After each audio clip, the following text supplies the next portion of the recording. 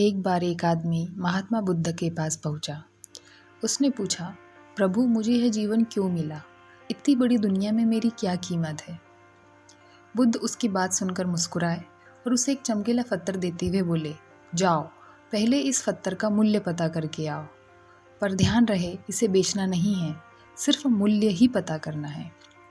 वह आदमी उस पत्थर को लेकर एक आम वाले के पास पहुंचा और उसे पत्थर दिखाते हुए बोला, इसकी कीमत क्या होगी?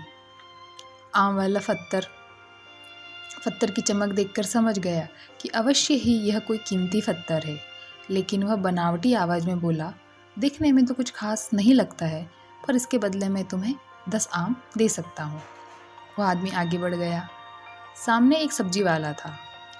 उसने वापस उस सब्जी वाले से पत्थर का दाम पूछा। सब्जी वाला बोला, मैं इस पत्थर के बदले तुम्हें 1 बोरी में तुम्हें आलू दे सकता हूँ। आदमी आगे चल पड़ा। उसे लगा पत्थर कीमती है, किसी जौहरी से इसकी कीमत पता करनी चाहिए। वह एक जौहरी की दुकान पर पहुंचा और उसकी कीमत पूछी। जौहरी उसे देखते ही पहचान गया कि यह बेशकीमती रूबी पत्थर है जो किस्मत वाले को ही मिलता है। वह बोला, पत्थर मुझे दे दो और मुझसे 10,000 रुपये ले लो। उस आदमी को अब तक पत्थर की कीमत का अंदाजा हो गया था। वह बुद्ध के पास लौटने के लिए मुड़ा। जौहरी उसे रोकते हुए बोला, अरे रुको तो भाई, मैं इसके 50,000 दे सकता हूँ। लेकिन वह आदमी फिर भी नहीं रुका। जौहरी किसी कीमत पर उस पत्थर को अपने हाथ से नहीं जाने देना चाहता था।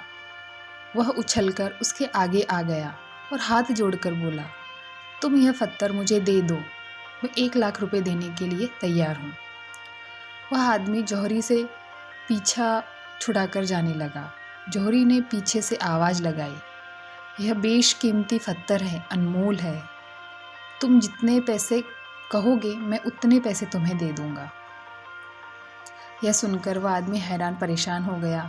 वह सीधा बुद्ध के पास पहुंचा और उन्हें पत्थर वापस करते हुए सारी बात बताई। बुद्ध मुस्कुराकर बोले, आम वाले ने इसकी कीमत 10 आम लगाई, आलू वाले ने इसकी कीमत 1 बोरी लगाई, जौहरी ने इसकी कीमत अनमोल है कर तुम्हें बताया। इस पत्थर के गुण जिसने जितने समझे उसने उसकी कीमत उतनी ही लगाई।